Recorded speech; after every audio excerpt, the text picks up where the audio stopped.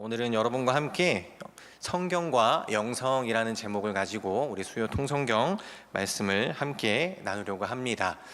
우리가 성경과 영성, 우리가 성경은 잘 알겠습니다. 영성에 대해서도 우리 성도님들 잘 아시리라 생각이 되어지지만 우리가 영성에 대한 이야기를 좀 한번 하고 시작을 했으면 좋겠습니다. 영성이 무엇일까? 아마 다들 아시겠지만 또 막상 한마디로 표현하려고 하니까 또 쉽지 않은 것이 영성인 것 같습니다. 성경이 무엇인지는 다 아시죠? 네, 모르시면 좀 심각해집니다. 오늘 안으로 안 끝날 수도 있습니다. 성경에 대해서는 다 아시는 것으로 알고 영성에 대해서 잠깐 얘기를 해보려고 하는데요. 영성은 한자로 영혼 영에다가 성질 성자를 쓰고 있습니다. 그리고 영어로는 spirituality라고 이야기를 하고 있습니다.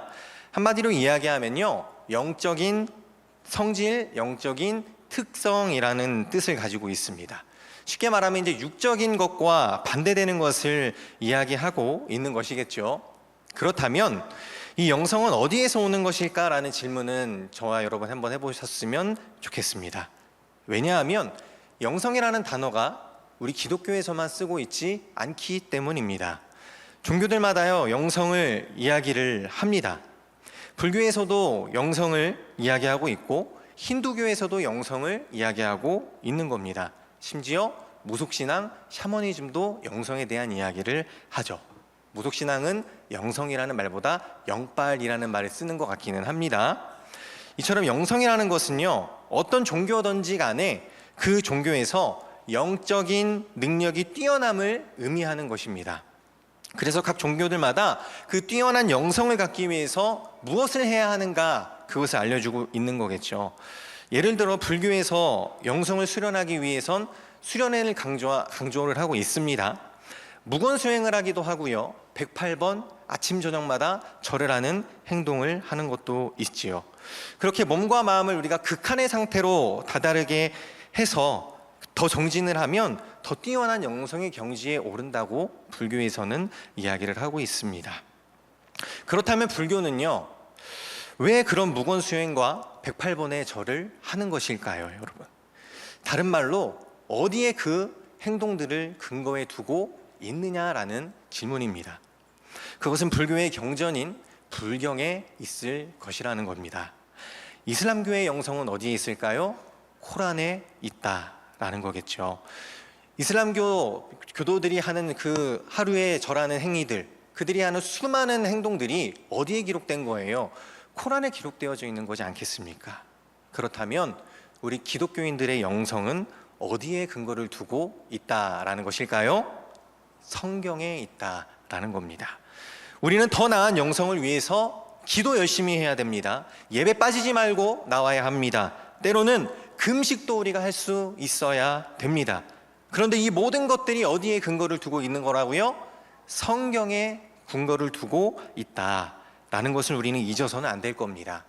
성경에 예수님께서 40일 금식을 하셨기 때문에 우리도 금식하며 아버지께 매달리는 것입니다. 수많은 성경의 뛰어난 인물들이 자기의 뜻대로 하지 않고 하나님 앞에 나아가 기도하며 그의 뜻을 받들어 살아갔기 때문에 우리 또한 하나님 앞에 밤낮 울부짖으며 하나님의 뜻을 알려달라고, 하나님 들어달라고 우리는 하나님 앞에 기도를 하며 나아가고 있는 것입니다. 점집에 있는 무당들이 정성스럽게 가서 기도하고 그들이 하는 것을 보고 우리가 따라하는 것이 아니라요, 절에 다니는 분들이 공양을 드리는 게 참 좋아 보여서, 그게 괜찮아 보여서 우리도 하나님 앞에 헌금을 드리는 것이 아니라 성경에 기록되어져 있기 때문에 우리는 하나님 앞에 헌금을 드리고 우리가 기도를 하는 줄로 믿습니다. 저는 오늘 여러분과 성경이 가르쳐주는 그리스도인의 올바른 영성에 대해서 함께 나누려고 하는데, 우리 5가지 포인트로 좀 나눠서 이야기를 해보려고 합니다. 우리 화면 한번 띄워주시면 감사하겠습니다. 우리 큰 글자 한 글자씩만 1, 2, 3, 4, 5만 읽도록 하겠습니다. 첫 번째, 알고. 두 번째, 믿고. 세 번째, 순종하고. 네 번째, 체험하고. 다섯 번째, 영광을 돌린다. 앞글자만 따서 한번 우리 해보겠습니다. 알, 및, 순, 체, 영. 많이 들어보셨죠? 우리 담임 목사님께서 자주 해주셨던 말씀이었습니다. 우리가 이 5가지의 원리를 통해서 우리가 성경을 통해 우리의 영성을 어떻게 하나님 앞에 더 높여드릴 수 있을까 하는 말씀 우리가 함께 배워보도록 하겠습니다. 우리 첫 번째 알고 한번 읽어보겠습니다. 시작. 계시의 책인 성경을 통해서 하나님을 알아야 합니다. 고대 그리스의 현인이었던 소크라테스는요, 이런 말을 했죠. 너 자신을 알라라고 이야기를 했습니다. 그가 자주 그 이야기들 사용했다고 하는데요. 그런데 그 말의 진정한 뜻은 진짜로 자기 자신을 많이 알아라 라고 하는 내용이 아니었다는 것입니다. 바로 우리 인간은 신에 비해서, 우리가 신의 지혜에 비한다면 우리가 가진 지식과 지혜는 하찮은 것일 수밖에 없다라는 거예요. 그것을 깨달으라는 겁니다. 그러니까 자신의 무지에 대해서 깨달아야 한다라는 말이 바로 너 자신을 알라라는 이야기였던 겁니다. 그렇습니다. 이 땅에 아무리 뛰어난 사람이, 이 땅에서 정말 가장 잘 나간다고 하는 그 사람이 아무리 대단하다고 한들 천지 만물을 지으신, 온 우주 만물을 창조하신 하나님보다 더 뛰어나고 하나님보다 더 지혜가 있을 수 없다는 것이죠. 그래서 성경은요, 나 자신에 대해서, 인간에 대해서 열심히 탐구하고 인간에 대해서 진정으로 알아가기를 바라는 것이 아니라 진정한 지혜자이신 하나님을 알아야 한다라고 말을 했다는 것입니다. 그런데 그 하나님을 자신의 상상에 자기 마음대로 생각하는 분들이 더러 있다는 거예요. 우리가 구약 성경 가운데 특별히 모세가 이스라엘 백성들을 출애굽했었을 때의 이야기를 잠시 한번 생각해 봤으면 좋겠습니다. 이스라엘 백성이 모세가 시내산에 언약을 받으러 올라갔을 때 그들이 아래에서 무엇을 했을까요? 금송아지를 만들고 하나님이라고 그들이 섬겼다라고 성경은 우리에게 이야기하고 있습니다. 그들이요, 금송아지를 두고 알라신이요, 애굽의 다른 신의 이름을 부르면서 섬겼던 것이 아니라는 거예요. 그들은 금송아지를 두고 하나님이라고 그들은 섬겼다고 성경은 우리에게 증언을 하고 있다는 겁니다. 자기들 마음대로 하나님을 갖다 붙이고 그것을 하나님이라고 믿고 나아가고 있었다라고 성경은 우리에게 알려주고 있다는 거죠. 여러분이 하나님 얼마나 알고 계십니까? 여러분 하나님 정말 얼만큼 알고 계시다고 생각을 하십니까? 저도 신학 공부를 열심히 하고 신학교 하고 사역을 하면서 하나님에 대해서 조금 안다고 생각을 했었습니다. 근데 그러던 어느 날 하나님께서 정말 저는 하나님에 대해서 정말 조금밖에 모른다라는 것을 저에게 알려주셨어요. 그래서 난 도대체 하나님을 얼만큼 알고 있을까? 내가 알고 있는 하나님이 진짜 하나님일까? 성경에서 배우고 여러 가지에서 배운 것은 있습니다. 그런데 사실 하나님은 성경에도 다 담지 못할 위대하신 분이라는 사실입니다.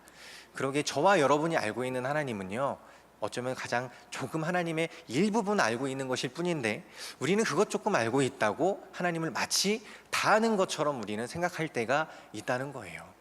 성경을 우리가 샅샅이 조사해서 연구해서 그 하나님을 다 알아도 사실 그 하나님을 다만 수가 없는데, 사실은 성경을 우리가 일부분만 읽어놓고 우리가 좋아하는 그 성경 말씀 그 구절만 우리가 받아들여놓고 때로는 그 하나님이 전부인 양 하나님을 우리가 믿고 있다라는 것입니다. 그래서 우리에게 이야기해주고 있는 것입니다. 우리가 하나님을 진정으로 알고 싶다면 그 다 담아낼 수 없는 하나님이지만 그래도 그 하나님 우리가 조금이라도 알고 싶다면 그 성경에서 하나님을 더욱더 찾고 구해야 한다라고 우리 가운데 이야기를 해주고 있는 것입니다. 하나님께서 천하 만물을 창조하셨습니다. 하나님께서 이 지구를 창조하셨고 이 온 우주 만물을 창조하셨습니다. 그래서 우리는요, 자연을 보고도 하나님을 알 수 있는 거예요. 우리가 참 좋은 경관을 바라보고도 하나님 참 위대하신 분이구나, 사람은 저런 거를 하려고 해도 만들지 못했을 텐데 하나님이시니까 이 우주 만물을 정말 창조하시고 이 지구의 아름다운 풍경을 하나님이 창조하셨구나 라는 것을 우리가 느끼면서 감탄할 수 있다는 것입니다. 그런데 우리가 보기에 그 대단한 온천하 만물, 하늘에 있는 해와 달과 우주의 별들이요, 하나님이 참 지어놓으신 너무나도 귀중하고 소중한 것들이지만 사실은 우리 인간보다 못하다라는 거예요. 하나님은 성경 말씀 가운데 그 위대한 것들을 누구를 위해서 지으셨다고요? 우리 사람을 위해서 지으셨다고 이야기를 하는 겁니다. 그래서 그것을 우리는 대우주라고 부른다면 우리 사람을 우리는 소우주다라고 부를 수 있습니다. 대우주는요, 마음이 없습니다. 참 위대하고 대단하지만 그것은 마음이 있지 않아요. 하지만 소우주인 우리 인간은 작고 연약하고 실수투성이일지 모르나 우리 안에는 마음이라는 것을 하나님이 심어주셨다라는 겁니다. 그래서 천하보다 한 영혼이 귀하다고 성경은 말씀하고 있고, 대우주에 비해서 너무너무 작지만요 가장 큰 나라와 마음을 가지고 있다라고 성경은 우리에게 말씀해주고 있는 겁니다. 그래서 인간은요 무엇에 관심을 갖습니까? 동물들은 다이아몬드에 관심이 없습니다. 빵 한 조각과 다이아몬드 하나를 주면 무엇을 택할까요? 빵을 선택할 겁니다. 어린아이들에게도 그렇게 하면 어린아이들도 그렇게 할 거예요. 그런데 성인이 된 우리는 무엇을 택해요? 100이면 100, 다이아몬드를 선택할 수 있는 겁니다. 우리는 무엇에 관심을 둘 수 있고 두지 않을 수 있는 그 마음을 하나님께서 우리 가운데 주셨다라는 겁니다. 그런데 그 관심을 하나님은 어디에 두라고 말씀하고 있다는 거죠? 하나님께 두라고 말씀하고 있는 것입니다. 선악과가 우리에게 말해주고 있는 것이 무엇입니까? 단순히 한 인류가 범죄한 것을 떠나서 하나님이 선악과를 거기 심어 놓으신 이유가 뭐예요? 우리에게 자유의지를 주시고 그 자유의지를 갖고 나를 선택하고 나를 바라보기를 하나님이 원하셨다라는 것입니다. 하나님의 그 마음은 지금도 여전히 변하지 않는 줄 믿습니다. 저와 여러분이 이 천하 만물을 보시며 느끼셨던 그것을 하나님을 선택함으로, 우리 하나님 앞에 관심을 둠으로 우리가 하나님의 기쁨이 되는 저와 여러분 되시기를 주님의 이름으로 축복합니다. 그 하나님께서요 이 온 우주 만물을 지으시고 그 하나님을 알게도 하셨지만 두 번째로 또 하나님을 알게 해주신 방법이 있습니다. 그것은 무엇이었을까요? 바로 예수 그리스도, 그분을 통해서 우리에게 하나님은 말씀을 주셨다라는 것입니다. 우리 에베소서 1장 17절의 말씀 같이 한번 읽어보겠습니다. 우리 주 예수 그리스도의 하나님 영광의 아버지께서 지혜와 계시의 영을 너희에게 주사 하나님을 알게 하시고. 아멘. 그렇습니다. 지금 이 시대를 살아가는 우리는 참 복받은 자들입니다. 왜냐하면 예수 그리스도가 우리 가운데 오셨기 때문입니다. 우리 주 예수 그리스도의 그 하나님, 그 영광의 아버지께서 지혜와 계시의 영을 우리에게 주셨다라는 거예요. 그로 말미암아서 우리가 하나님을 알게 해 주셨다라고 성경은 우리에게 말씀을 해주고 있습니다. 우리가 그 예수 그리스도를 통하여서 그 하나님의 아버지, 하나님을 아버지로 모셨던 예수 그리스도, 그분이 우리를 죽으심으로 통하여서 우리는 하나님을 알게 되어지고 그 예수를 통하여서 하나님이 어떤 분이신가, 하나님의 그 마음을, 위대하심을 우리는 깨닫고 알고 나아가게 되는 줄로 믿습니다. 그렇게 우리가 온 우주 만물을 뿐만 아니라 우리를 통하여서 이 땅 가운데 오신 예수를 통해 하나님을 온전히 바라보시고 그 예수님을 통하여서 하나님을 더욱더 깊이 알아가는 저와 여러분 되시기를 주님의 이름으로 축복합니다. 우리 두 번째 한번 읽어보겠습니다. 믿고 하나님의 일은 기록된 예수를 믿는 것이다. 아멘. 그렇습니다. 저 뒤에 제가 붙이지 않은 말이 있습니다. 그것은 바로 자기가 만든 예수는 아니라는 겁니다. 아까 전에 그 모세 시대의 이야기와 마찬가지입니다. 여러분 예수님에 대해서 잘 알고 계십니까? 그래도 예수님에 대해서는 우리가 잘 알고 있습니다. 신약 성경이 너무 자세하게 이야기를 해주고 있어요. 그의 일생을 우리에게 말을 해주고 있고 또 서신서를 통하여서 그 예수 그리스도의 속성과 본질에 대해서 우리에게 너무 잘 이야기해주고 있습니다. 그런데 정말로 여러분 성경에 기록되어 있는 대로 예수님을 믿고 계십니까? 아니면 내가 믿고 싶은 대로 혹시 예수님을 믿고 계시는 것은 아닙니까? 예수님의 제자들이 실패했던 이유가 무엇이었을까요? 자기들이 믿고 싶은 예수님을 믿었기 때문이었습니다. 예수님과 함께 동행했습니다. 예수님과 함께 다녔습니다. 예수님이 나는 십자가에서 죽을 것이고 부활할 거야 라는 이야기를 3번, 4번 그 제자들에게 이야기해 주었습니다. 그런데 이제 제자들은요 그 이야기는 전혀 기억하고 다니지 않았다는 거예요. 그냥 자기들이 봤던 예수님, 그냥 이 땅을 변혁시키시고 충분히 이겨내실 수 있을 그 능력이 있는 그 예수님만 그들은 바라보면서 예루살렘에 입성했을 때 모든 것이 끝났다고만 생각을 했습니다. 이제 예수님이 우리의 왕으로 오셔서 우리의 어려움을, 이 고난을 다 이겨내게 해주실 거야 라고 생각을 하고 있었던 거였죠. 그러나 결과는 어떻게 됐습니까? 예수님은 예수님이 말씀하신 대로, 성경에 기록되어져 있는 대로 그렇게 순종하며 십자가의 길을 걸어가셨면서 참된 예수 그리스도의 모습을 우리 가운데 보여주셨지만 제자들은 그것을 바라보지 못했다는 거예요. 자기 마음대로 자기가 정해놓은 그 예수님, 내가 바라보기만 했던 그 예수님이 아니자 그들은 실망하고 거기에 낙심하며 무서워 도망했던 그들의 모습을 우리는 알게 된다라는 것입니다. 그러나 분명히 우리 예수 그리스도께서는 예수님의 그 행적뿐만 아니라 이미 구약 성경에서부터 예수님이 수많은 것들을 기록하시면서 우리에게 알려주셨던 분인 줄로 믿습니다. 누가복음 24장 27절의 말씀입니다. 이에 모세와 모든 선지자의 글로 시작하여 모든 성경에 쓴 바 자기에게 관한 것을 자세히 설명하니라. 아멘. 성경이 누구를 이야기하고 있다는 것이죠? 예수 그리스도를 말하고 있다는 겁니다. 구약이 신약에 비해서 분량이 훨씬 많습니다. 그런데 그 구약 역시도 누구를 향해 가고 있다는 거예요? 예수 그리스도에게 향해져 있다는 겁니다. 성경 전체가 가리키고 있는 것은 우리를 위해서 이 땅에 오신 예수님, 그에게 초점을 맞추고 있다는 사실입니다. 그러니 저와 여러분은 성경을 읽으면서 누구를 알아야 됩니까? 예수님을 알아야 됩니다. 구약에서도 우리는 예수님을 알아야 되고 신약에서는 더욱더 깊이 우리는 예수님을 알아야 된다라는 겁니다. 그렇게 안 예수님을 단순히 알면서 놓치는 것이 아니라 믿고, 정말 그 예수님을 우리의 성경이 말해준 대로 우리가 믿고 나아가는 저와 여러분이 되어지시기를 주님의 이름으로 축복합니다. 우리 세 번째 함께 포인트 읽도록 하겠습니다. 순종하고, 예수님처럼 순종하고 삶을 예배로 드린다. 그렇습니다. 순종의 대명사라고 한다면 성경에서 예수님을 우리가 절대로 빼놓을 수 없다는 거예요. 성경은 많은 부분을 통하여서 예수 그리스도가 순종의 모습을 보여줌을 우리 가운데 말씀해주고 있었습니다.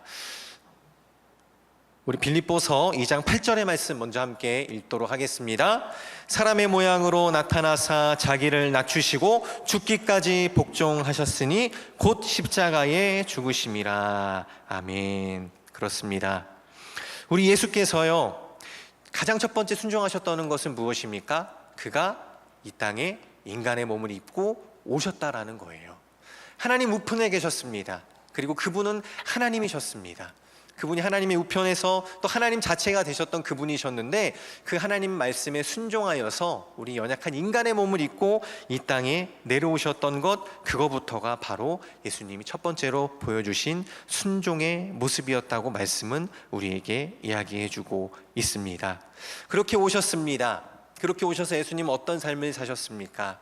그럼에도 예수님에게는 많은 능력이 있었습니다. 하나님의 아들이며 하나님 그분이었기 때문에 죄사함의 권세뿐만 아니라 사람을 죽음에서 살리는 능력까지도 그분은 갖고 계셨던 분이었습니다. 그래서 사단이 예수님을 시험했을 때 예수님은 그 능력으로 그 시험을 분명히 다 이겨내실 수도 있었을 거예요. 그러나 그렇게 하지 않으셨습니다. 오직 하나님의 말씀으로 예수님은 그것을 이겨내셨을 뿐이었습니다. 그리고는 하나님의 뜻대로, 하나님이 원하시는 그대로 예수님은 순종의 삶을 보이시면서 십자가의 길을 걸어가셨고, 그 고통스러운 십자가 앞에서 이 잔을 피할 수 있으면 피하게 해달라는 기도를 하셨지만 결국 그 뒤에도 아버지의 뜻이거든 순종하겠다라는 그 말씀으로 결국은 순종의 자리 가운데 이르셨던 예수 그리스도를 저와 여러분 아신다라는 것입니다. 그렇게 예수 그리스도께서 십자가의 죽으심으로 인하여서 우리 모두에게 사의 생명을 허락하여 주셨고, 뿐만 아니라 그 순종의 모범을 보여주시면서 우리 믿는 그리스도인에게 순종의 삶을 요구하고 있으시다라는 것입니다. 예수께서 이 땅 가운데 오시면서 단순히 보여주신 것이 아닙니다. 그가 하나님 앞에 복종하셨고 나아가셨고 십자가에서 죽으셨습니다. 근데 우리에게도 그것을 요구하고 계시지만 억지로 함을 바라고 계시는 것이 아니라는 겁니다. 예수님께서, 하나님께서 우리에게 바라는 것은요, 불종이 아니고 복종이 아니라 맹종이 아니라 하나님 앞에 우리의 마음을 선뜻 내어드리는 순종의 제사인 줄로 믿습니다. 하나님이 우리의 마음을 들여서 그분을 따라가는 그것, 억지로 끌려감이 아니라 그 하나님이 나를 사랑해 주심을 알기에, 예수 그리스도가 내게 주신 은혜가 너무나 큼을 우리가 알고 있기 때문에 비록 힘든 길이지만, 어려운 길인 것임을 우리가 알고 있지만, 그럼에도 그것에 감사하며 순종하며 걸어가는 그것을 우리 하나님이 우리 가운데 요청하시는 줄로 믿습니다. 그렇게 우리가 억지로 끌려감이 아닌, 우리가 굴종함이 아니라 정말 그 하나님을 믿고 하나님을 알고 그 하나님께서 순종함을 우리가 통하여 나아갈 때 우리 하나님이 우리 안에 놀라운 일들을 행하여 나아가 주실 줄로 믿습니다. 우리 하나님께서 그 놀라운 기적과 같은 일들을 어떻게 보여주시는지 우리 네 번째 포인트 함께 보면서 나아가도록 하겠습니다. 체험하고 그리스도인은 하나님의 말씀에 순종함으로 30배, 60배, 100배의 기적을 체험합니다. 아멘. 그렇습니다. 우리가 왜 하나님 말씀에 순종하기가 어려울까요? 그것에 순종하면 우리에게 좋은 것보다 안 좋은 게 더 많을 것 같아서 우리는 그렇게 순종하기가 사실 어렵습니다. 우리의 눈앞에 하나님이 100만 원과 5만 원 갖다 주시면 여러분 무엇을 선택하실 겁니까? 100만 원을 우리는 선택을 할 거예요. 그런데 하나님은 자꾸 우리에게 5만 원을 선택하라고 말씀하고 있으니 우리는 그 결정이 쉽지는 않은 겁니다. 근데 눈앞에 보이는 100만 원, 5만 원, 그 뒤에 넘어선 하나님의 뜻이 분명히 있으시다라는 겁니다. 100만 원을 우리가 취하면 당장 거기에서 끝날 것이지만, 하나님 앞에 순종함으로 우리가 5만 원을 취했을 그때에는 하나님이 우리의 그 믿음을 보시고 우리의 그 순종함을 보시고 우리 가운데 더 놀라운 일들을 하나님이 행하신다라는 거예요. 하나님께서는요, 믿음을 보고 일하십니다.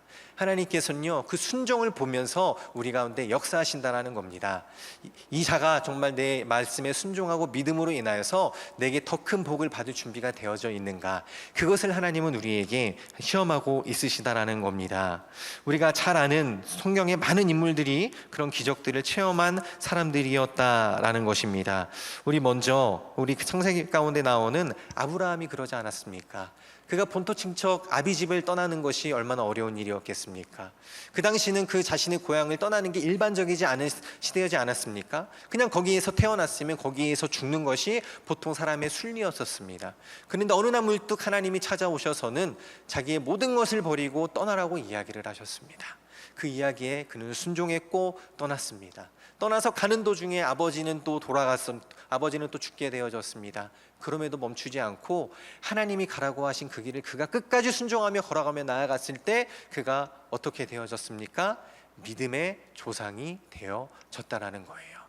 우여곡절은 있었습니다. 여러 가지 많은 어려움에 그도 때로는 믿음이 없는 모습을 보여주는 부분들도 분명히 있었습니다. 그러나 하나님은 그의 삶을 통해서 분명히 놀라운 일들을 하나님께서 역사하셨다라는 겁니다. 그가 조카 롯을 구하기 위해서 어떤 일을 했는지 우리가 알고 있습니다. 그 당시에 작은 소도시 4개 국가하고요, 그 옆에 있는 5개의 도시 국가가 연합을 해서 전쟁을 하고 있었습니다. 5개의 큰 국가와 4개의 작은 도시 국가가 전쟁을 하니 당연히 작은 국가가 불리할 수밖에 없었죠. 그런데 아브라함은 그 작은 국가 편에 서서 그 자신의 군사들을 이끌고 나아가서 하나님 앞에 달려갔을 때 하나님이 그 전쟁을 오히려 승리하게 해주셨던 놀라운 기적을 그는 체험을 하게 되어진다는 거예요. 그의 힘으로 되어지지 않았다는 겁니다. 그의 상비군들이 참 용맹했기도 했겠지만요, 도저히 그거는 사람의 생각으로 이루어지지 않는 전쟁이었는데 하나님께서 그 전쟁을 이기게 하시는 것을 그가 바라보게 되어집니다. 만군의 여호와께서 이 모든 것을 다스리고 계시고 하나님이 이루어 가시는구나, 전쟁의 승리는 우리 하나님 앞에 있구나라는 것을 그가 경험하게 되어집니다. 그래서 그가 무엇을 하냐면 하나님 앞에 그 이후에 멜기세덱을 만나서 소득의 10분의 1을 드리는 그 11조의 헌신을 드리게 되어진다라는 거예요. 하나님이 자기에게 주신 그 수많은 것들, 그 보여주신 큰 기적에 비하면 이것 드리는 것은 그에게 아무것도 아닌 것이었습니다. 저와 여러분도 하나님이 우리에게 주시는 수많은 은혜와 기적들이 있을 것입니다. 우리가 잊고 살아서이지 우리의 삶이 지금까지 온 것이 주님의 은혜이요 주님의 기적이지 않습니까? 하나님 앞에 믿음으로 드리며 믿음으로 순종하고 나아가는 저와 여러분 되시기를 축복합니다. 또 그 아브라함의 아들이었던 이삭에 대해서 한 번만 이야기하고 넘어가려고 합니다. 이삭, 정말로 말씀대로 100배의 축복을 받은 자였음을 우리는 알고 있습니다. 우리 창세기 26장 12절과 13절의 말씀을 우리 함께 읽어보겠습니다. 시작. 이삭이 그 땅에서 농사하여 그 해에 100배나 얻었고 여호와께서 복을 주심으로 그 사람이 창대하고 왕성하여 마침내 거부가 되어. 아멘. 그리스도인은 하나님의 말씀에 순종함으로 60배, 30배, 60배, 100배의 결실을 맺는 하나님의 복된 자녀들인 줄로 믿습니다.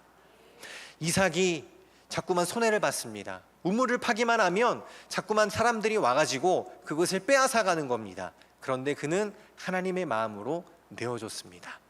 우물을 한 번에 파서 성공했을까요? 아니요, 여러 번 팠을 수도 있어요. 여러 번 시도 끝에 그 우물을 파서 겨우 얻어낸 것일 수도 있는데 그것을 그저 하나님 앞에 그 말씀에 순종하면서 그냥 내어주는 겁니다. 그것이 한 번, 두 번, 세 번 여러 차례 반복되어졌음에도 이삭은 그 가운데에서 싸우지 않고 그냥 하나님의 마음으로 내어주는 일만 그는 반복하고 있는 것입니다. 그랬더니 하나님은 어떤 기적을 그들에게 보여주신다라는 거예요. 100배의 열매 맺는 결실을 그 가운데 보여주신다라는 겁니다. 이미 이삭은 그 100배의 결실을 맺은 그 축복을 그가 알고 있기 때문에 이 우물을 뺏기는 것이 개의치 않았던 거예요. 심었습니다. 맺혔습니다. 100배가 나왔다는 거예요. 우리가 100만 원을 투자했습니다. 얼마가 되었다라는 얘기예요? 1억이 되었다는 얘기입니다. 어마어마한 축복이라는 겁니다. 세상의 이치는 심은 데서 거두는 것입니다. 콩 심은 데 콩 나고 팥 심은 데 팥 나는 것이 세상의 이치이고 자연의 순리입니다. 그런데 이삭은 물론 심기는 했지만 열매 맺히는 것은 세상의 이치로 얻어내는 것이 아니라 하나님께서 허락하시는 너무나도 큰 복을 그가 얻을 수 있었다라는 겁니다. 그가 하나님 앞에 순종의 삶을 살아가기 때문이었다고 성경은 우리에게 말해주고 있다는 것입니다. 하나님께서는 심지 않은 데서도 거두시는 분인 줄로 믿습니다.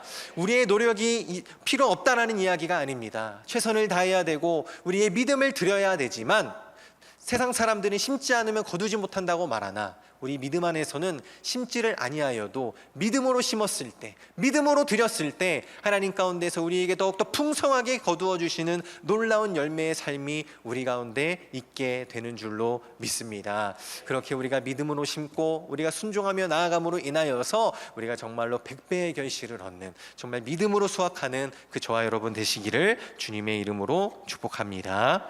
우리 다섯 번째 한번 포인트 읽어보겠습니다. 영광을 돌린다. 예수 그리스도를 믿는 믿음의 사람들인 교회는 오직 하나님께만 영광을 돌립니다. 아멘. 그렇습니다. 우리가 첫 번째부터 네 번째까지 우리가 잘 따라오셨습니다. 첫 번째가 알고, 두 번째가 믿고, 세 번째가 순종하고, 네 번째가 체험하고였습니다. 우리가 이렇게 네 가지를 하나님 앞에 잘 했습니다. 그 다음은 무엇입니까? 마지막은 하나님께 영광을 올려드려야 되는 겁니다. 네 번째까지 다 잘 와놓고 영광을 내가 취해서는 안 된다라고 성경은 우리 가운데 말씀하고 있습니다. 요한복음 21장 18절에서 19절의 말씀 함께 읽어보겠습니다. 시작. 내가 진실로 진실로 내게 이르노니 내가 젊어서는 스스로 띠띠우고 원하는 곳으로 다녔거니와 늙어서는 내 팔을 벌리리니 남이 내게 띠띠우고 원하지 아니하는 곳으로 데려가리라. 이 말씀을 하심은 베드로가 어떠한 죽음으로 하나님께 영광 돌릴 것을 가리키심이러라. 이 말씀을 하시고 베드로에게 이르시되 나를 따르라 하시니. 아멘. 십자가 앞에서 한번 실패했던 베드로였지만요, 예수 그리스도께서는 다시 한번 찾아가셨습니다. 갈릴리 우물가에 바닷가에서 물고기를 낚고 있는 그 베드로와 제자들에게 찾아가서 다시 한번 그들을 예수 그리스도는 초청하셨습니다. 그 이전에 자기 초청하셨던 것과 마찬가지로 다시 한번 사람 낚는 어부가 될 것을 예수님께서 그들을 초청하며 그들이 그 자리 가운데 예수님 앞에 모여져 있는 장면을 우리가 알고 있습니다. 그 가운데에서 예수님께서 말씀을 하셨다는 것입니다. 베드로에게 이야기하십니다. 스스로 띠띠우고 원하는 곳으로 다녔거니와 늙어서는 내 팔을 벌리니 남이 내게 띠띠우고 원하지 아니한 곳으로 데려가리라. 베드로의 인생이 그렇게 되어질 것이라는 것을 예수 그리스도가 그 가운데 이야기하셨다라는 겁니다. 그래서 이 말씀을 하시면 베드로가 어떠한 죽음으로 하나님께 영광 돌려드릴 것을 가리킴이었다라고 이야기하고 있지요. 실제로 베드로가 그런 삶을 살지 않았습니까? 비록 십자가 앞에서는 그가 무너지고 실패하였을지 모르지만 부활의 주님을 만나고 성령을 체험함으로 인하여서 그 앞에 순종하는 삶을 삶으로 인하여서 그는 예루살렘 교회를 세우는 가장 큰 초대 교황이 되기도 했었고, 뿐만 아니라 하나님 앞에 최선을 다해서 살아가다가 결국 로마 대화재 사건 그 이후로 인하여서 그 순교했던 200여 명의 순교자 중에 한 명이 베드로였다라는 것을 우리는 이야기를 통해서 통성경을 통해서 배우게 되었다라는 것입니다. 베드로의 일생이 처음은 자기에게 맞춰져 있었습니다. 이 예수님을 통해서 내가 무언가 득을 좀 보았으면 좋겠다. 내가 한 자리를 차지해서 내게 영광스러운 자리가 잊혀졌으면 참 좋겠다라고 생각하고 살아갔지만 십자가를 경험하고 부활을 경험하고 성령을 체험했더니 그는 그것에 방점을 두고 살아갔던 인생이 아니라 예수 그리스도를 위해서 내 한 목숨 내어드리는 그 예수 앞에 그 예수를 영광을 위해서 나 또한 그 삶을 내어드리는 그 믿음의 삶을 살아갔던 것이 베드로였음을 우리가 말씀을 통해 이해했던 것처럼 저와 여러분도 그와 같은 인생이 되어지기를 주님의 이름으로 축복합니다. 이 땅에서 우리가 많은 복과 은혜를 누려야 하는 줄로 믿습니다. 우리가 30배, 60배, 100배의 복을 얻어 가시기를 주님의 이름으로 축복합니다. 그러나 그것이 누구를 위한 것이어야 됩니까? 예수 그리스도를 위한 것이 되어지기를 소망합니다. 그것을 나의 영광으로 얻지 아니하고 그 주님이 주신 물질의 축복, 주님이 주신 관계의 축복, 주님이 주신 그 수많은 축복을 우리가 하나님 앞에 올려드리며 주님의 나라를 위해서, 주의 교회를 위해서 사용하시는 믿음의 사람들 되어지시기를 주님의 이름으로 축복합니다. 그때에 하나님께서 어떻게 말씀하십니까? 저 천국에서 우리에게 상급이 크도다라고 말씀하시는 줄로 믿습니다. 이 땅의 것에 우리가 많은 것 누리며 살아가셔야겠지만 이 땅의 거에 매이지 아니하시고 하나님 앞에 모두 다 올려드리면서 그 영광은 하나님께 다 내어드리면서 저 천국에서 우리 주님 곁에 가장 큰 상급으로 우리 하나님과 함께 영광의 자리에 참여하는 저와 여러분의 일생이 되어지시기를 주님의 이름으로 축복합니다.